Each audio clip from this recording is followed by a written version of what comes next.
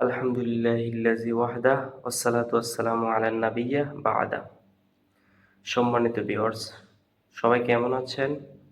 আশা করি আল্লাহর অশেষ রহমতে সবাই ভালো আছেন।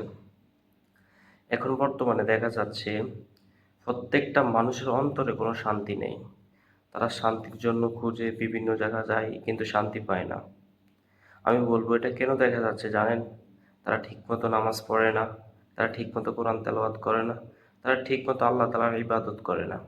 আর যারা আল্লাহ তাআলার ইবাদত করে, নামাজ পড়ে, কোরআন তেলাওয়াত করে, রোজা রাখে, ঠিকমতো আল্লাহ পাকের হুকুম আহকাম মেনে চলে, কিন্তু তাদের অন্তরে শান্তি নেই। এটা কেন জানেন?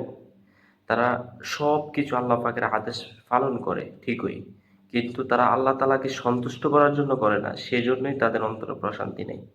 আমি বলবো, আপনারা যদি অন্তরে শান্তি আনতে চান, তাহলে অবশ্যই ঠিকমতো কোরআন তেলাওয়াত করবেন, ঠিকমতো নামাজ পড়বেন, আল্লাহ তাআলার যেগুলোকে নিষেধ করেছে সেগুলোকে পরিহার করবেন, আর যেগুলো করার জন্য আদেশ করছে ওইগুলা করবেন। ইনশাআল্লাহ আপনার অন্তরে শান্তি আসবে। কিন্তু সেটা করতে হলে আপনাকে সর্বপ্রথম আল্লাহকে সন্তুষ্ট করার জন্য যে কোনো ইবাদত করতে হবে। আপনি যদি আল্লাহকে সন্তুষ্ট করার জন্য কোনো ইবাদত করেন, তাহলে অবশ্যই আল্লাহ পাক আপনার অন্তরে শান্তি দিবেন, এবং কি আপনি ওই ইবাদত করে মনের ভিতরে একটা তৃপ্তি পাবেন। আর আপনি যদি আল্লাহ পাককে সন্তুষ্ট করার জন্য কোনো ইবাদত না করেন, তাহলে ওই ইবাদত দ্বারা আপনি কোনো তৃপ্তি পাবেন না, আপনার মনে কোনো প্রশান্তি আসবে না। আপনি দেখেন, যারা সবসময় আল্লাহকে সন্তুষ্ট করার জন্য নামাজ পড়ে, ইবাদত করে, কোরআন তেলাওয়াত করে, তাদের অন্তরে কতই না শান্তি। তারা যখন কথা বলে, মনে হয় তারা অত্যন্ত সন্তুষ্টমূলক কথা বলে। অতএব আমরা যারা নামাজ পড়ি না, আমরা অবশ্যই নামাজ পড়ব, কারণ নামাজ এমন একটা ইবাদত যেটা আপনাকে শান্তি এনে দেবে। আপনি যদি কোনো বিপদে আপদে থাকেন, তাহলে ওটা থেকে আপনাকে মুক্ত দিবে। আপনি যদি অসুস্থ থাকেন, তাহলে আপনাকে অবশ্যই সুস্থতার দিকে এনে দিবে। তবে আপনাকে ঠিকমতো নামাজ পড়তে হবে। নামাজ আপনাকে যে কোনো গুনাহ থেকে বাঁচাবে। আপনি যদি নামাজ না পড়েন, তাহলে আপনি গুনাহ থেকে বাঁচতে পারবেন না। আপনি একটা কথা মনে রাখবেন, নামাজ আপনাকে খারাপ কাজ থেকে অবশ্যই বিরত রাখবে।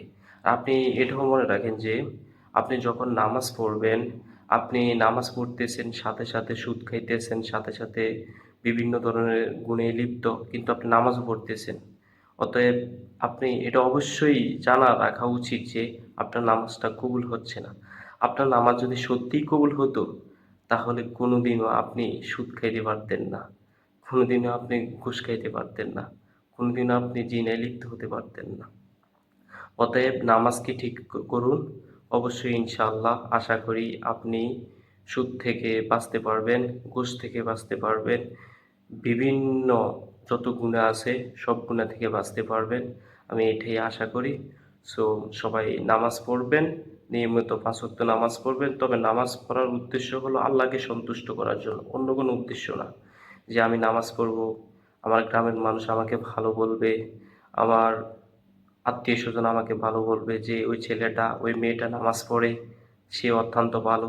ওটা পাওয়ার উদ্দেশ্য, ওটা পাওয়ার উদ্দেশ্য আপনি কোনো আমল করবেন না, কোনো কাজে আসবে না। অতএব আপনি যদি আল্লাহ এবং আল্লাহর রাসূলকে সন্তুষ্ট করার জন্য নামাজ পড়েন, ইনশাআল্লাহ ওটাই কাজে আসবে। সো আল্লাহ পাক যাতে সবাইকে আমল করার তৌফিক দান করেন, এটাই আল্লাহ পাকের কাছে কাম্য। আলহামদুলিল্লাহি রাব্বিল আলামিন।